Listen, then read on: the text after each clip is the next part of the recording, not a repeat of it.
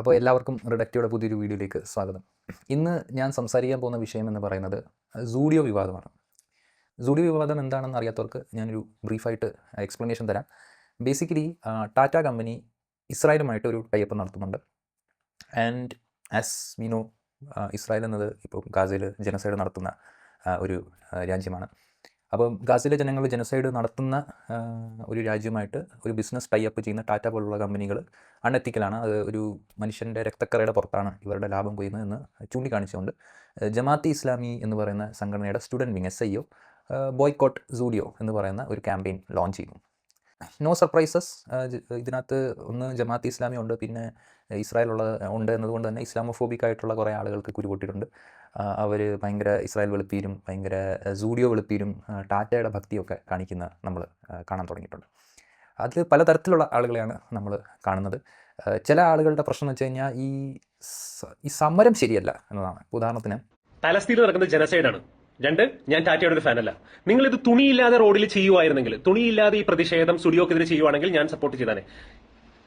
ഈ ലിവൈസിന്റെ ജീൻസും ഗണ്ടിന്റെ ടീഷർട്ടൊക്കെ ഇട്ട് നിങ്ങൾ സ്റ്റുഡിയോക്കെതിരെ നിങ്ങൾ ചെയ്യുന്നത് അതുവഴി കമ്മ്യൂണിക്കേറ്റ് ചെയ്യുന്ന മെസ്സേജ് എന്താ? എടാ മരമണ്ടന്മാരെ, ഇതൊക്കെ ജൂയിഷ് ബ്രാൻഡാണ്. അപ്പോൾ ഇങ്ങനെ പറയുന്നവർ പറയുന്ന പോയിന്റ് എന്ന് വെച്ച് കഴിഞ്ഞാൽ നിങ്ങളുടെ സമരം ഓക്കെയാണ്, നിങ്ങളുടെ സമരത്തിൻ്റെ കോസ് ഓക്കെയാണ്, നിങ്ങൾ ഉന്നയിക്കുന്ന വാദങ്ങൾ ശരിയാണ്, പക്ഷേ നിങ്ങൾ തുണിയില്ലാതെ സമരം ചെയ്യണം. അതായത് ഇവർ ഇത്തരം ആളുകൾ എന്ന് പറഞ്ഞു കഴിഞ്ഞാൽ സ്വയം സമരം ചെയ്യുകയില്ല, എന്നാൽ സമരം ചെയ്യുമ്പോൾ സമരത്തിനുള്ളിലുള്ള പ്രശ്നങ്ങൾ ഇങ്ങനെയൊക്കെയാണെന്ന് പറഞ്ഞാൽ സമരത്തെ സബോട്ടാജ് ചെയ്യാനായിരിക്കും ശ്രമിക്കുന്നത്. ഇത്തരം സംഭവങ്ങൾ പണ്ടും വന്നിട്ടുണ്ട്. ഇപ്പോൾ ബ്ലാക്ക് ലൈഫ്സ് മാറ്റർ എന്ന് പറയുന്ന പ്രൊട്ടസ്റ്റ് നടത്തുമ്പോൾ ആ പ്രൊട്ടസ്റ്റിനിടയിൽ കുറച്ച് അക്രമകാരികൾ എന്തോ ചെയ്തു എന്ന് പറഞ്ഞിട്ട് അതെടുത്ത് അങ്ങ് ചർച്ച ചെയ്ത് അതുകൊണ്ട് ഈ ബ്ലാക്ക് ലൈഫ്സ് മാറ്റർ എന്നുള്ള സംഭവം പ്രൊട്ടസ്റ്റ് തന്നെ മീനിങ്ലെസ് ആണ് എന്ന് കാണിക്കാൻ ശ്രമിക്കും. ഇതൊരു ടിപ്പിക്കൽ ലിബറൽ ചിന്താഗതിയിൽ വരുന്ന സംഭവമാണ്. ആ രണ്ട് വശവും നമ്മൾ നോക്കണം, ആ വശവും നോക്കണം, ഈ വശവും നോക്കണം. അപ്പം ഒരു കോസിന് വേണ്ടി ഒരാൾ പ്രൊട്ടസ്റ്റ് ചെയ്യുമ്പോൾ ആ പ്രൊട്ടസ്റ്റിലുള്ള പ്രശ്നങ്ങളെയാണ് നമ്മൾ കൂടുതൽ വിമർശിക്കേണ്ടത്. ഇവരൊരിക്കലും ഈ ജനോസൈഡിനെ ആയിരിക്കത്തില്ല കൂടുതൽ വിമർശിക്കുന്നത്. ഇപ്പോൾ ഈ വിഷയത്തിൽ SIO ഉന്നയിച്ച വിഷയത്തിൽ വിമർശിക്കപ്പെടേണ്ട എന്തെങ്കിലും കാരണങ്ങളുണ്ടെങ്കിൽ അത് ഇസ്രായേലിൻ്റെ നയങ്ങളാണ്. ജനസൈഡ് ചെയ്യുന്ന ഇസ്രായേലിൻ്റെ നയങ്ങളെയാണ് ചോദ്യം ചെയ്യപ്പെടേണ്ടത്. പക്ഷേ ഇദ്ദേഹം ഫോക്കസ് ചെയ്യുന്ന എവിടെയാണ്? ഫോക്കസ് ചെയ്യുന്നത് സമരം ചെയ്യുന്ന ആളുകളുടെ രീതി ശരിയല്ല. അവർ ഇങ്ങനെയൊക്കെ സമരം ചെയ്യൂ എങ്കിൽ ഞാൻ നിങ്ങളെ സപ്പോർട്ട് ചെയ്യുന്നത്. ഇവർ അങ്ങനെ ഇതെല്ലാം സപ്പോർട്ട് ചെയ്യത്തില്ല. അതാണ് സംഭവം. കാരണം ഇവർ ഈ പറയുന്ന വ്യക്തികൾ ഒരിക്കലും ഒരു സമരത്തെ സപ്പോർട്ട് ചെയ്യത്തില്ല. പക്ഷേ സമരം വരുമ്പോൾ അതിനകത്തുള്ള ആളുകളുടെ പറഞ്ഞ ശരിയായില്ല, കുട്ടിയെ ശരിയായില്ല, തുണി ഇട്ടത് ശരിയായില്ല എന്ന് പറഞ്ഞ് അങ്ങനെ കുറ്റം പറഞ്ഞുകൊണ്ടിരിക്കുകയായിരിക്കും ഈ വക ഒരു ടീംസ് ചെയ്യുന്നത്. അപ്പോൾ ഇവിടെ ഞാൻ ചോദിക്കുന്ന ചോദ്യം എന്ന് പറഞ്ഞു കഴിഞ്ഞാൽ, ഇത്തരം വിഷയങ്ങൾ വരുമ്പോൾ നമ്മൾ എന്തിനെയാണ് ഫോക്കസ് ചെയ്യേണ്ടത്? ഇത്തരം ബോയ്ക്കോട്ട് മൂവ്മെൻറ്റ്സ് വരുമ്പോൾ ആ ബോയ്ക്കോട്ട് മൂവ്മെൻറ്റ്സിനകത്ത് ഉള്ള എന്തെങ്കിലും സംഭവത്തെയാണോ നമ്മൾ കൂടുതൽ ഫോക്കസ് ചെയ്യേണ്ടത്? അതോ ഈ ബോയ്ക്കോട്ട് മൂവ്മെൻറ്റ് ടാർഗറ്റ് ചെയ്യുന്ന ബിഗ്ഗർ പൊളിറ്റിക്സ് എന്നാണ്, ലാർജർ പൊളിറ്റിക്സ് എന്നാണ്, അതിനെയാണോ നമ്മൾ ഫോക്കസ് ചെയ്യേണ്ടത്? ഞാൻ പറയുക, ഇവിടെ നമ്മൾ ഫോക്കസ് ചെയ്യേണ്ടത് ഈ ലാർജർ പൊളിറ്റിക്സ് ആണ്. കാരണം ലാർജർ പൊളിറ്റിക്സ് എന്നാണ് ജനസൈഡ് of Gaza, ജനസൈഡ് of Palestinian people. ഇതൊരു റിയാലിറ്റിയാണ്. ഇതിപ്പം ആരും തർക്കിക്കുന്ന പോലുമില്ല. ഇൻ്റർനാഷണൽ ബോഡീസ് അംഗീകരിച്ചു കഴിഞ്ഞു. Amnesty International, genocide watch and ICC, UN experts committee, രാജ്യങ്ങൾ, യൂണിവേഴ്സിറ്റി സ്റ്റുഡൻസ്, സ്കോളേഴ്സ്, ഇവരെല്ലാവരും തന്നെ ഒരു തർക്കഭേദമന്യേ അംഗീകരിച്ചൊരു സംഭവമാണ് ഇപ്പോൾ ഇസ്രായേൽ ചെയ്യുന്നത് ഒരു ജനസൈഡൽ ആക്ട് തന്നെയാണ് എന്നതാണ്. 70,000-ഓളം പേര് മരിച്ചുവെന്ന് അൺഒഫീഷ്യൽ കണക്കുകൾ വരുന്നുണ്ട്. അതിൽ ഭൂരിപക്ഷം സ്ത്രീകളും കുട്ടികളുമാണെന്നാണ് പറയുന്നത്. അപ്പം ഇവിടുത്തെ ലാർജർ പൊളിറ്റിക്സ് എന്ന് പറയുന്നത് തന്നെ ഈ ഒരു ജനസൈഡിനെ തടയുക എന്നതാണ്. അപ്പോൾ ആ ജനസൈഡിനെ തടയുക, അല്ലെങ്കിൽ അതിനോട് ചേർന്ന് ഇന്ന് ലാഭം കൊയ്യാൻ ശ്രമിക്കുന്ന കമ്പനികളെ കോൾ ഔട്ട് ചെയ്യുക, അതിനെതിരെ എന്തെങ്കിലും പബ്ലിക് നടപടി എടുക്കുക എന്ന ആവശ്യം ന്യായമായ ആവശ്യമാണ്. അതൊരു അന്യായമായ ആവശ്യം, അതൊരു മതപരമായ ആവശ്യം, തീവ്രവാദപരമായിട്ടുള്ള ആവശ്യമല്ല, ന്യായമായ ആവശ്യമാണ്. ജനസൈഡ് നടത്തുന്ന രാജ്യത്തുമായിട്ട് ബിസിനസ് ടൈപ്പ് ചെയ്യുന്ന കമ്പനികളെ കോൾ ഔട്ട് ചെയ്യുക എന്ന്. ഓഫ് കോഴ്സ് എല്ലാവർക്കും കമ്പനികളെ കോൾ ഔട്ട് ചെയ്യാൻ പറ്റില്ല. നിങ്ങൾ അത്തരം കമ്പനികളിൽ ചിലപ്പോൾ ജോലി ചെയ്യുന്ന വ്യക്തികളായിരിക്കും. ഇപ്പോൾ നിങ്ങൾ ടാറ്റയിൽ ജോലി ചെയ്യുകയാണെങ്കിൽ ചിലപ്പോൾ നിങ്ങൾക്ക് കോൾ ഔട്ട് ചെയ്യാൻ പറ്റിയെന്ന് വല്ല. കാരണം നിങ്ങളുടെ ജീവിതം you are working in that company, നിങ്ങൾക്ക് വേറെ ഓപ്ഷൻസ് ഇല്ല. അതായത് മറ്റ് ഓപ്ഷൻ ഇല്ലാതെ നിങ്ങളുടെ ജീവിതത്തെ നയിക്കുന്നത് ഇത്തരം കമ്പനികളുടെ സഹായത്തോടു കൂടിയായിരിക്കും. അവരോടല്ലല്ലോ പറഞ്ഞത്. പക്ഷേ ഭൂരിപക്ഷം ജനങ്ങളും അങ്ങനല്ലോ. ഭൂരിപക്ഷം ജനങ്ങളും ഈ വക കമ്പനികളിൽ നിന്ന് ഡയറക്റ്റ്ലി ഡിപ്പെൻഡൻ്റ് ആയിട്ട് ജീവിക്കുന്നവരല്ല. അവർക്കെല്ലാം ഓപ്ഷൻസ് ഉണ്ട്. അപ്പം അങ്ങനെയുള്ള ഒരു സാഹചര്യത്തിൽ ഈ കമ്പനികളെ ബോയ്ക്കോട്ട് ചെയ്യണമെന്ന് പറയുന്ന ആഹ്വാനം ന്യായമായ ആഹ്വാനമാണ്. കമ്പനികൾക്ക് എത്തിക്സ് എന്ന് പറയുന്ന സംഭവം വളരെ ന്യായമായും പാലിക്കേണ്ട ഒരു കാര്യമാണ്. Companies are not beyond ethical considerations. ധാർമ്മികപരമായിട്ട് ഒരു സമൂഹത്തോടുള്ളൊരു ബാധ്യത അവർക്കുണ്ട്. ആളുകളുടെ ബ്ലഡ് മണിയിൽ നിന്നുണ്ടാക്കുന്ന ഡീൽസും ലാഭത്തിലും പങ്കുചേരാതിരിക്കുക എന്നതാണ് ഏതൊരു കമ്പനിയും ചെയ്യേണ്ടത്. ആൻഡ് ഈ ബോയ്ക്കോട്ടുകൾ ആദ്യമായിട്ടുണ്ടാകുന്നതുമല്ല. ഇപ്പോൾ നിങ്ങൾ നോക്കുകയാണെങ്കിൽ ലോകം മുഴുവൻ ബോയ്ക്കോട്ടുകൾ നടത്തിയിട്ടുണ്ട്. ഉദാഹരണത്തിന് ഈവൻ ഗൂഗിൾ ടെക് എഞ്ചിനീയേഴ്സ് ആയിട്ടുള്ള ഗൂഗിൾ എഞ്ചിനീയേഴ്സ് ഗൂഗിളിനെതിരെ സമരം നടത്തിയിട്ടുണ്ട്. നിങ്ങൾ ചെയ്യുന്ന ഈ പ്രോജക്റ്റ് ഇസ്രായേലുമായിട്ട് നിങ്ങൾ ടൈ അപ്പ് ചെയ്യുമ്പോൾ യു ആർ ആക്ച്വലി സപ്പോർട്ടിങ് ജെനോസൈഡ് എന്ന് പറഞ്ഞുകൊണ്ട് ഗൂഗിൾ എഞ്ചിനീയേഴ്സ് സമരം നടത്തിയിട്ടുണ്ട്. അത് മാത്രമല്ല അവരെ ഫയറും ചെയ്തിട്ടുണ്ട്. ആ ആളുകളെ ഗൂഗിൾ പിരിച്ചുവിടുകയും ചെയ്തിട്ടുണ്ട്. ഗൂഗിൾ മാത്രമല്ല മറ്റെല്ലാ ടെക് കമ്പനീസിലും ഇത്തരം പ്രൊട്ടസ്റ്റുകൾ ഉണ്ടായിട്ടുണ്ട്. അപ്പോൾ നിങ്ങൾ വേണമെങ്കിൽ പറയുമ്പോൾ ഗൂഗിളിലെ എംപ്ലോയീസ് ഇങ്ങനെ സമരം നടത്തി, അതുകൊണ്ട് ഇനി ഒരിക്കലും അവർ ഗൂഗിൾ ക്രോം ഉപയോഗിക്കരുത്, അല്ലെങ്കിൽ സെർച്ച് എഞ്ചിനെ ഉപയോഗിക്കാതെ മാത്രം നിങ്ങൾ ജീവിക്കണം എന്നൊക്കെയുള്ള മുട്ടാപ്പോക്ക് ന്യായങ്ങൾ നിങ്ങൾക്ക് പറയാം. പക്ഷേ ഈ മുട്ടാപ്പോക്ക് ന്യായങ്ങൾ പറയുമ്പോഴും ഇവിടെ ഗാസയിൽ ജനസൈഡ് നടക്കുന്നു എന്ന ഫാക്റ്റിനെ നിങ്ങൾക്ക് മറക്കാൻ പറ്റുന്നില്ല. ഞാൻ ചിന്തിക്കാറുണ്ട് ഈ ഗാന്ധിയുടെ ബോയ്ക്കോട്ട് അല്ലെങ്കിൽ സ്വദേശി മൂവ്മെൻറ്റ് നടക്കുമ്പോഴും അന്നും ചിലപ്പം ആളുകൾ ഉണ്ടായിരിക്കുമല്ലേ, ഗാന്ധി അങ്ങനെ സ്വദേശി മൂവ്മെൻറ്റ് പറഞ്ഞിട്ട് കാര്യമില്ല, കാരണം ഗാന്ധി വെളിയിൽ പോയി പഠിച്ചിട്ടുണ്ട്, ഇംഗ്ലീഷ് സംസാരിക്കുന്നുണ്ട്, അല്ലെങ്കിൽ ഗാന്ധി ട്രാവൽ ചെയ്തത് ഇംഗ്ലീഷുകാരുണ്ടാക്കിയ റെയിൽവേയിലാണ്, അപ്പം അതൊന്നും നമ്മൾ ബോയ്ക്കോട്ട് ചെയ്യാതെ വസ്ത്രം മാത്രം ബോയ്ക്കോട്ട് ചെയ്യുന്നതിൽ ഹിപ്പോക്രസി ഉണ്ട്. ഞാൻ സപ്പോർട്ട് ചെയ്തതിനെ ഫുൾ ഉപ്പ് തൊട്ട് കർപ്പൂരം വരെ എല്ലാ സംഭവങ്ങളും ഇന്ത്യയിൽ മാത്രം ഉണ്ടാക്കിയതിന് ശേഷം മാത്രമേ ഗാന്ധി ഇത് പറയാൻ പാടുള്ളൂ എന്നൊക്കെ പറയുന്ന മണ്ടന്മാരൊന്നും ഉണ്ടായിരിക്കും. ഇത്തരം വാദങ്ങൾ ഉന്നയിക്കുന്നത് ഇത്തരം സമരങ്ങൾ ഉണ്ടാവാൻ പാടില്ലെന്നും ഇത്തരം പൊളിറ്റിക്കൽ മൂവ്മെൻറ്റ്സിനെ തടയിടേണ്ടതുണ്ട് എന്ന ഒരു ഇൻട്രസ്റ്റിൽ നിന്നാണ് വരുന്നത്.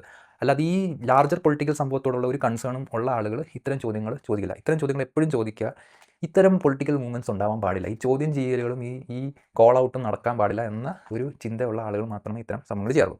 ഇനി വേറെ ചില ആളുകളുണ്ട്, ടാറ്റയുടെ പ്രൊഡക്ട്സ് ലൈഫ് അങ്ങനെ എടുത്ത് മാറ്റാൻ പറ്റും. നമ്മൾ യേശുദാസിന്റെ പാട്ട് കേൾക്കാതെ പോകാൻ പറ്റില്ല. ടാറ്റന്റെ ഒരു പ്രൊഡക്റ്റ് യൂസ് ചെയ്യാതെ എങ്ങനെ അതിക്കും മേലെയാണ്. ഉപ്പ് മുതൽ അങ്ങോട്ട് തുടങ്ങിയാണ് ടാറ്റ ജീവിതത്തിൽ നിന്ന് എങ്ങനെ മാറ്റും ഈ ടാറ്റ എന്ന് പറഞ്ഞ ഒരു പ്രൊഡക്റ്റിനെ? നിങ്ങൾ എന്ത് പറഞ്ഞാൽ ബോയ്ക്കോട്ട് ചെയ്യും? ഇവരുടെയൊക്കെ പ്രശ്നം എന്ന് വെച്ച് കഴിഞ്ഞാൽ ടാറ്റയല്ലേ നമുക്കെല്ലാം, ടാറ്റയുടെ ഉപ്പും കർപ്പൂരും ഒക്കെ തിന്നിട്ടല്ലേ നമ്മൾ ജീവിക്കുന്നത്, നമുക്ക് എങ്ങനെ ടാറ്റ ഇല്ലാതെ ജീവിക്കാൻ പറ്റും?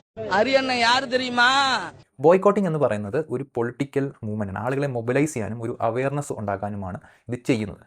അപ്പം നമ്മൾ ഈ നാളെ ബോയ്ക്കോട്ട് എക്സ് എന്ന് പറഞ്ഞ് നമ്മൾ പറയുകയാണെങ്കിൽ ആ എക്സ് എന്ന് പറയുന്ന സാധനത്തെ മുച്ചോടും ഇല്ലാതാക്കുക എന്ന ഒരു പ്രാക്ടിക്കൽ ലക്ഷ്യമല്ല അതിനകത്ത് വരുന്നത്. ആളുകൾക്ക് അവെയർ ആവുക, ആ ഡിസ്കഷൻ വരിക, ആ ഡിസ്കഷനിലൂടെ സമൂഹം ഇത് കാര്യങ്ങൾ ശരിയാണെന്ന് ഡിസ്കസ് ചെയ്യുക, ആൻഡ് കമ്പനികൾ ഇത്തരം ചിന്തകളിൽ നിന്നും പുനർചിന്തിക്കാനും അവരുടെ ഡെസിഷൻസ് റീതിങ്ക് ചെയ്യാനും ഫോഴ്സ് ചെയ്യുക എന്നതാണ് ചെയ്യുന്നത്. അപ്പം ഈ ടാറ്റയുടെ ഉപ്പ് മേടിക്കാൻ പറ്റുമോ, കർപ്പൂരം മേടിക്കാൻ പറ്റുമോ എന്ന കൺസേൺ അല്ല ഇവിടെ ഉള്ളത്. ഇപ്പോൾ ടാറ്റ എന്ന കമ്പനി ഇങ്ങനെയുള്ള ഇസ്രായേലുമായിട്ടുള്ള ഡീലുകളിൽ ഏർപ്പെടുന്നുണ്ടെങ്കിൽ ദാറ്റ് ഷുഡ് ബി ക്വസ്റ്റ്യൻഡ് എന്നാണ്. ഇനി രണ്ടാമത്തെ കാര്യം, ആളുകൾ ചോദിക്കും ഇത് എഫക്റ്റീവാണ്, ബോയ്ക്കോട്ടിംഗ് എഫക്റ്റീവാണെന്ന് ചോദിച്ചു കഴിഞ്ഞാൽ തീർച്ചയായും ബോയ്ക്കോട്ടിംഗ് എഫക്റ്റീവാണ്.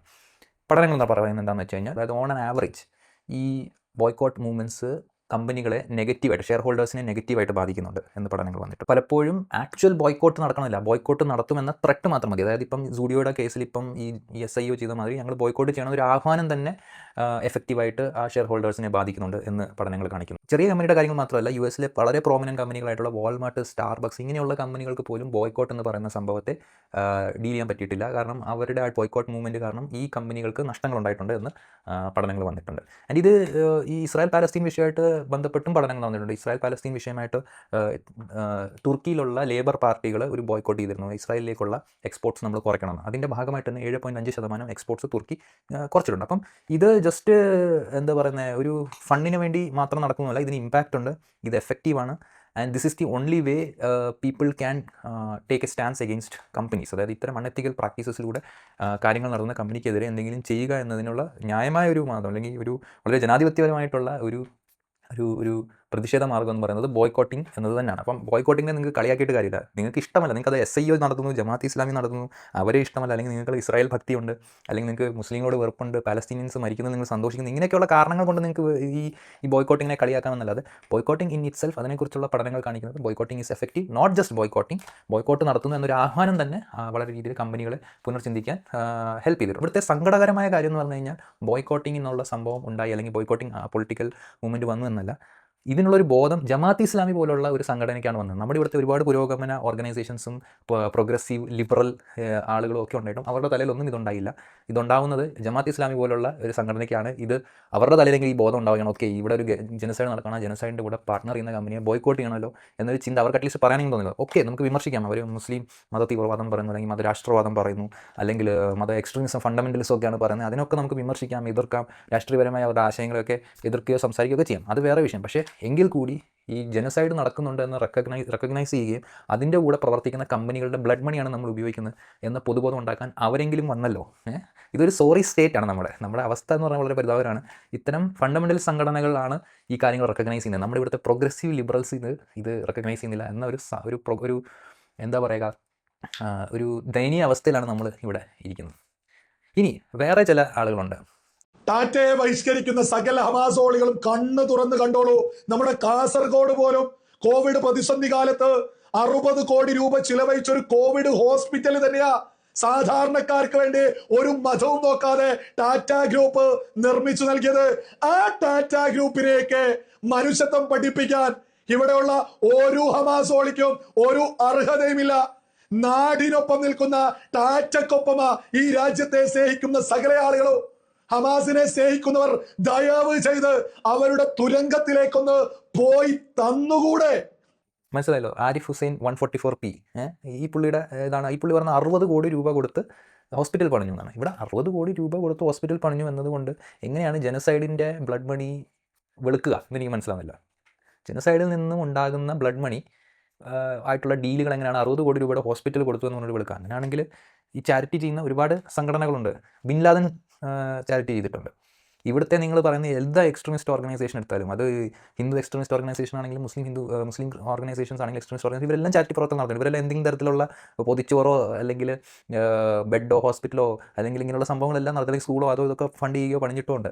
അല്ലെങ്കിൽ എന്ത് ചെയ്യുന്നു, ഈ ദുരന്തങ്ങൾ വരുമ്പോൾ കോൺട്രിബ്യൂട്ട് ചെയ്തിട്ടുണ്ട്. അതുകൊണ്ട് ഇവർ നടത്തുന്ന പരിപാടികളൊക്കെ ഓക്കെയാന്ന് വരും. അപ്പോൾ ഈ കമ്പനികളോടുള്ള ഈ വിധേയത്വം, കമ്പനികൾ എന്തെങ്കിലും നല്ലത് ചെയ്തപ്പോൾ അയ്യോ അവരുടെ ദയയിലാണ് നമ്മൾ ജീവിക്കുന്നത് എന്നുള്ള ഒരു അടിമത്ത മനോഭാവം നമ്മൾ മാറ്റേണ്ടത്. കമ്പനികൾ ബേസിക്കലി എക്സിസ്റ്റ് ചെയ്യുന്നത് ലാഭം കൊയ്യാനാണ്. അവരെന്തെങ്കിലും സഹായിക്കുന്നുണ്ടെങ്കിൽ അത് നമ്മളെപ്പോലുള്ള പാവപ്പെട്ട ആളുകളുടെ വേജ്, ലേബർ സെല്ല് ചെയ്ത് അതിൽ നിന്നും ഉണ്ടാക്കുന്ന പൈസ കൊണ്ടാണ്, അതുകൊണ്ട് ഉണ്ടാക്കുന്ന ലാഭത്തിൽ നിന്നാണ് അവർ എക്സിസ്റ്റ് ചെയ്യുന്നത്. And for the sake of the argument നമുക്ക് ഇങ്ങനെ എടുക്കാം. ടാറ്റ പോലുള്ള കമ്പനി 60 കോടി രൂപയുടെ ഹോസ്പിറ്റൽസ് പണിഞ്ഞു. അങ്ങനെയാണെങ്കിൽ ടാറ്റ ചെയ്ത മറ്റ് ചില കാര്യങ്ങൾ നമുക്ക് നോക്കാം. ഗുവ മസാക്കർ എന്ന് കേട്ടിട്ടുണ്ടോ? അവിടെയുള്ള ട്രൈബൽസിൻ്റെ ലാൻഡിൽ ടാറ്റ ഓരോ സംഭവങ്ങൾ പണിയുമ്പോൾ അവിടെയുള്ള പ്രൊട്ടസ്റ്റിൽ എത്ര ട്രൈബൽസിൻ്റെ ജീവിതമാണ് പോയിട്ടുള്ളതെന്ന് അറിയാം. ഗൂറിൽ ടാറ്റയ്ക്ക് ഭൂമി കൊടുത്തതിന് അവിടെയുള്ള ആദിവാസി ജനങ്ങൾ പ്രക്ഷോഭം ഉണ്ടാക്കിയപ്പോൾ അവിടുത്തെ ഗവൺമെൻറ് സപ്രസ് ചെയ്യുകയാണ് ചെയ്തിട്ടുള്ളത്. വയലൻസോടുകൂടി സപ്രസ് ചെയ്യുകയാണ്. ഒരുപാട് നാശനഷ്ടങ്ങൾ അവിടുത്തെ ട്രൈബൽ ആളുകൾ, ആദിവാസി വിഭാഗത്തിലുള്ള മനുഷ്യർക്ക് നേരിടേണ്ടി വന്നിട്ടുണ്ട്. അതുമാതിരി തന്നെയാണ് ഒഡീസയിലുള്ള കലിംഗനഗർ മസാക്കർ. അവിടെയും ഈ ടാറ്റയ്ക്ക് പോലുള്ള കമ്പനികൾക്ക് ആദിവാസികളുടെ ലാൻഡ് പറിച്ചു കൊടുക്കുന്ന പ്രോസസ്സ് കൊടുക്കുമ്പോൾ അവിടെയുള്ള ആളുകൾ പ്രൊട്ടസ്റ്റ് ചെയ്യുകയും അവിടെ വയലൻ്റ് ആയിട്ട് ഗവൺമെൻറ്, ടാറ്റയുടെ സഹായത്തോടുകൂടി ഗവൺമെൻറ് അവിടെയുള്ള ആദിവാസികളെ കൊല്ലുകയും ഡിസ്പ്ലേസ് ചെയ്യുകയും ചെയ്തതാണ്. അപ്പോൾ ബേസിക്കലി ഈ ആദിവാസി വിഭാഗങ്ങളുടെ ചോരയുടെ പുറത്താണ് ഈ ടാറ്റയുടെ കമ്പനി ഈ ലാഭങ്ങളൊക്കെ ഉണ്ടാക്കുന്നത്. മാത്രമല്ല ടാറ്റ എന്ന് പറയുന്നത് നമ്മുടെ ഇന്ത്യയിലെ പലതരത്തിലുള്ള ഖനികളിൽ പ്രവർത്തിക്കുന്നുണ്ട്. ആ പ്രവർത്തനം കാരണം പലതരത്തിലുള്ള പൊല്യൂഷൻ ഉണ്ടാകുന്നുണ്ടെന്നും അവർ പ്രവർത്തിക്കുന്നതിന് ചുറ്റുമായിട്ട് 25% തൊട്ട് 30% ആളുകൾക്ക് ഈ പൊല്യൂഷൻ ഇൻഡ്യൂസ്ഡ് രോഗമുണ്ട് എന്നുവരെ പഠനങ്ങൾ വന്നിട്ടുണ്ട്. മാത്രമല്ല ഇന്ത്യയിൽ ബ്രിട്ടീഷ് ഇമ്പീരിയലിസത്തിൻ്റെ ഏറ്റവും കൂടെ നിന്ന വ്യക്തികളായിരുന്നു ഈ ടാറ്റ കമ്പനി എന്ന് പറയുന്നത്. ഇത് മാത്രമല്ല ഈ ഭോപ്പാൽ ഗ്യാസ് ഡിസാസ്റ്ററിലുള്ള ആളുകളെ സഹായിക്കുകയായിരുന്നു ഈ JRD ടാറ്റ ചെയ്തിട്ടുള്ളത്. അപ്പം ഇത്തരം ആളുകളുടെ, നമ്മുടെ ഇന്ത്യയിലുള്ള ആദിവാസികളുടെ ഭൂമി തട്ടിപ്പറിക്കുക, അവരുടെ ജീവിതം ഇല്ലാതാക്കുക, നമ്മുടെ പലതരത്തിലുള്ള ഖനികൾക്ക് ചുറ്റുമുള്ള ആളുകളുടെ ജീവിതത്തിൽ പൊല്യൂഷൻ കാരണം രോഗം ഉണ്ടാക്കുക, ടോക്സിക് വേസ്റ്റ് ഉണ്ടാക്കുക, ഈ വക കാര്യങ്ങളും കൂടെ ചെയ്തിട്ടാണ് ഈ കമ്പനി നിലനിൽക്കുന്നത്. ആ കമ്പനി കോവിഡ് സമയത്ത് 60 കോടി അതിയുടെ ഹോസ്പിറ്റൽ ഉണ്ടാക്കി. അതുകൊണ്ട് നമ്മളതൊക്കെ മറന്നു ഇങ്ങനെ കൈകൂപ്പിക്കണമെന്നാണ് ഈ ആരിഫ് ഹുസൈൻ 144P നമ്മളോട് പറയുന്നത്. This is the fundamental problem with such arguments. നിങ്ങൾക്ക് മുസ്ലിങ്ങളെ ഇഷ്ടമല്ല, നിങ്ങൾക്ക് ഇസ്ലാമിസ്റ്റുകളെ ഇഷ്ടമല്ല, നിങ്ങൾക്ക് പലസ്തീൻ ജനതയെ ഇഷ്ടമല്ല, നിങ്ങൾക്ക് ഇസ്രായേൽ വെളുപ്പീര് നടത്തണമെങ്കിൽ അത് നിങ്ങൾ നടത്തിക്കോളൂ. പക്ഷേ ഒരു ജെനുവിൻ കോസ്, ഇവിടെ ജനസൈഡ് പോലുള്ള ഒരു ജെനുവിൻ കോസിനെതിരെ ആളുകൾ കോൾ ഔട്ട് ചെയ്യുമ്പോൾ അതിനോട് അറ്റ്ലീസ്റ്റ് നിങ്ങൾക്ക് മിണ്ടാതിരിക്കാമെന്നെങ്കിലും ചെയ്യാം. പക്ഷേ അതുപോലും ഇവിടെ നടക്കുന്നില്ല എന്നതാണ് ഇവിടുത്തെ ഒരു പ്രശ്നം. ഞാൻ നേരത്തെ പറഞ്ഞത് അൺഫോർച്ചുനേറ്റ്ലി ഇവിടുത്തെ പ്രോഗ്രസീവ് ഓർഗനൈസേഷൻസ് ആൻഡ് മറ്റ് പുരോഗമന പ്രസ്ഥാനങ്ങളൊന്നും തന്നെ ഈ വക കാര്യങ്ങൾ കാണുന്നില്ല. ഇത് കാണുന്നത് ജമാഅത്ത് ഇസ്ലാമി പോലുള്ള സംഘടനകളായിപ്പോയി. പക്ഷേ ഞാൻ ചോദിക്കുന്നത് ഇവിടുത്തെ ലിബറൽ ആളുകളോടാണ്, അല്ലെങ്കിൽ പുരോഗമന പക്ഷത്ത് നിൽക്കുന്നു എന്ന് പറഞ്ഞ ആളുകളോടാണ്. നമ്മൾ ഈ ബോയ്ക്കോട്ടിംഗ് മൂവ്മെൻറ്റിനോട് വിമർശനാത്മകമായിട്ടാണോ കാണേണ്ടത്? എന്നോട് ചോദിച്ചാൽ ഈ ബോയ്ക്കോട്ടിംഗ് മൂവ്മെൻറ്റിന് വളരെ കൃത്യമായിട്ടുള്ള ഒരു മെറിറ്റ് ഉണ്ട്. ആ merit is based on human rights. Palestine ജനതയുടെ ഹ്യൂമൻ റൈറ്റ്സിൻ്റെ പുറത്താണ്. അവരുടെ ജനോസൈഡ് നടത്തുന്ന ഒരു രാജ്യമായിട്ട് പാർട്ട്ണർഷിപ്പ് നടത്തുന്ന കമ്പനികൾ അങ്ങനെ വെറുതെ വിടുക, അല്ലെങ്കിൽ അവർ ലെറ്റ് ദം ഡു, കാരണം അവർ ഹോസ്പിറ്റൽ പണിഞ്ഞിട്ടുണ്ടല്ലോ അല്ലെങ്കിൽ അവർ നമുക്ക് ഉപ്പ് തരുന്നുണ്ടല്ലോ എന്ന് പറഞ്ഞ് ചെയ്യുന്നത് വിധേയത്വമാണ്. അങ്ങനത്തെ ഒരു സൊസൈറ്റിയിലേക്കല്ല നമ്മൾ വരേണ്ടത്.